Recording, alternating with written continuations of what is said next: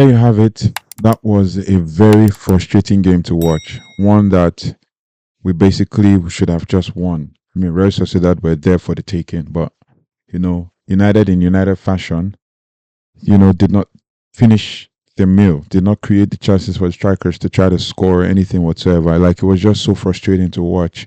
It was just so like heartbreaking. There was nothing to celebrate, except for the goal and then the lethargic nature of the game and all of that. You know, it was, yeah. I mean, in the first half, we had so many chances that we could have just put away or created in the first place. If not for, if Diogo Dalot, having a bad game. I mean, let's not get started with that one. Having a bad game today had created a chance for Rasmus Højlund. Like you could see at the beginning of the game that the that the team was trying to create the chance for Højlund, but the chance were like half passes, and that is due to the fact that it's not something they've been doing more consistently for him. So it's coming across as new. It's coming across as something that probably they should have been doing more often, but they have not been doing it. So it now becomes more of a thing of forcing it, forcing the pass, forcing the play and everything. And that's not what we want to do for as Man United, especially when it comes to creating chances for our strikers. But then it became like that, and it became a thing of just trying to force chances, trying to force creating chances as a team. And yeah, it was if it was a draw, a good draw. I mean, you hear the pundits and the commentators saying, "No, it was a good draw," but it was a frustrating game to watch. It was a really frustrating game to watch. Another first half without a goal for Man United. I don't know. Maybe when I'm doing maybe the player readings or seven takeaways, you maybe we'll get the stat for that. But that's another first half without a goal. Yeah, it is not something like we finished the game behind on possession 56-44, and then we had six corners and against we had two corners against Real Sociedad six because we were not attacking, we're not creating chances. I mean, starting from like the back, starting from the back, we had what's his name? Andrew Nana creating, trying to play long balls, and then he was missing it. Frustrating the whole game. And then we have Alejandro Garnacho, instead of squaring, shooting, or instead of finding creating spaces to create chances, he's blasting the ball and all of that. Even when the chance was created for him, should have just squared it to the far post instead of trying to shoot it near post, because there's a high margin of error from the near post than from the far post because it's easy for you to miss it. But just trying so many things, and he's getting subbed off, and then he's pissed off. So it's, yeah, it's heartbreaking. I mean, another draw. I mean, Real Sociedad were there for the taking. We should have just scored the goal, scored goals. I mean, created chances for Rasmus Højlund, who was making run, walking his ass off, and all of that. Yeah, if you can hear from my voice, I'm really really sad about like the situation, the events, and how things went. And then obviously, as it is, we made two saves in the entire game, and those saves came in the second half.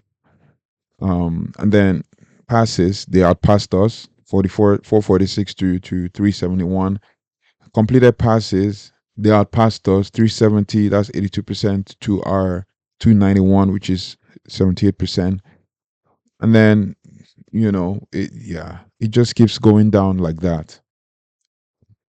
Excuse me. Now, if if we were to go by how things should have been, we should have killed this game at least by 2-0. We should have killed the game and just come back home and play very well confidently. Dogo, I think, felt like he was struggling a bit. He was outlet on the left, but it felt like he was really really struggling a bit trying to cover the field up and down. He felt a little bit leggy as well after the clash with the player in the first half. It felt like he just put him back a little bit and all of that. We only created, we had 13 shots in total, and we only created one big chance compared to theirs and all of that. So And I think that's the big chance that we scored. All the other chances were just kind of half chances, half chances. Dogu was overcrossing. Diogo Dalo was overcrossing, even though he was involved in the goal, but he was kind of overshooting. And that's what Ruben Amorim said in the press conference when he talked about, like when players are supposed to make the pass, they make the pass half a yard shorter or 2 yards more. So it kind of makes it difficult for the players to to adapt. I mean, Josh Zexi played well today, and I'm guessing that's why he got hooked so he can be ready for the Arsenal game. In the Arsenal game, I believe Xerxes and Alejandro Garnacho will start. That's why they were kind of hooked. But Xerxes played well. Was involved. Was his hold up play was good as well as always, and he was the man of the match basically for the game. But yeah. And as always, we haven't kept a clean sheet in the last 6 games, basically just conceding consistently, right? Considered against Fulham, considered against Ipswich, considered against Everton, considered against Tottenham, considered against Leicester, now considered against Real Sociedad. It's frustrated. It's sad. It's annoying. It's depressing. It's depressing to see, but it is what it is. We as Man United fans, we have to just kind of like, you know, back our team and hope that they're going to come up with the goods. Alejandro Garnacho tried to create chances, wasn't working. Bruno Fernandes as well was trying to run the midfield.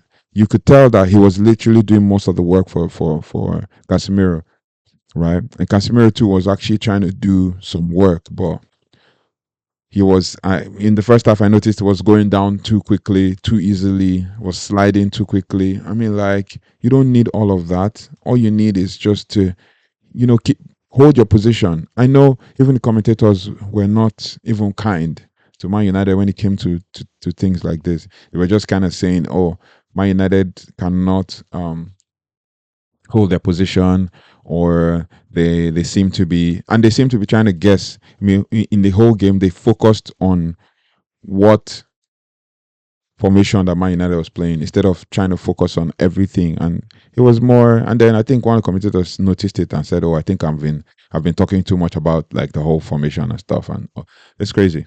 It's crazy. Yeah, Man United didn't really perform outstandingly when it comes to like overall. I mean, Andre Nana had some good saves. Matthias De Ligt, another man of the match performance as well, defending very well. Lenny Euro, same. Nuzumazraoui, same. Diogo Dalo, horrible game. Casemiro did good, okay, did okay. Bruno Fernandes as well did okay, but was not so much in the game. Was more doing more defending. Patrick Dogo struggling. Alejandro Garnacho trying to create chances, but it wasn't working. I mean, times when he could have just passed the ball, he was trying to turn and shoot. Times when they scored the ball, it was trying to shoot near post. Times when he could have just kind of created chances for others, he was trying to take it on himself, and he was outpaced for the most part of the game. I mean, Christian Eriksen came, played as one of the two tens, and then Amarim brought in Toby Collier, who played in as one of the two tens as well. So I mean, I think we need to talk about how we need to be involved in this game and take our chances and put it to bed. We've overflogged the issue, but it is what it is. It's a sad game to watch, and we just have to look forward to the game against Arsenal. And we're going to bring you a review pretty much soon for that. But yeah, thank you so much for liking, sharing, and subscribing. If you haven't liked, shared, or subscribed already, please do so and hit the notification bell so you don't have to miss anything as it relates to Manchester United. Yeah, it's fine. Full time score of 1-1. Real Sociedad goes by Joshua Zirkzee, and an amazing goal as well. And then a penalty, controversial penalty as well. There was a harsh pen, not really like controversial, but was a very harsh pen to give with regards to that. Basically, I mean, Bruno was jumping and I pretty much tired, but it was kind of like a lazy jump and an extension of an arm, and then lo and behold, the ball hits him on his hand from the head of the defender, very close. And it seems to always happen with Real Sociedad every time. The last time it was Real Sociedad. What's his name? Lisandro Martinez, same. Real Sociedad handball in the box and all of that, and they got a penalty and they won. So yeah, now it's 3 wins against Sociedad, 2 draws and 1 loss. Yeah. three draws now and one loss. So it is what it is. We have to look forward to the next game. And thank you so much for liking, sharing, subscribing once again. And I'll see you on the next one. Please look out for the player ratings and the match and the 7 takeaways show after this one. Take care, goodbye, and God bless.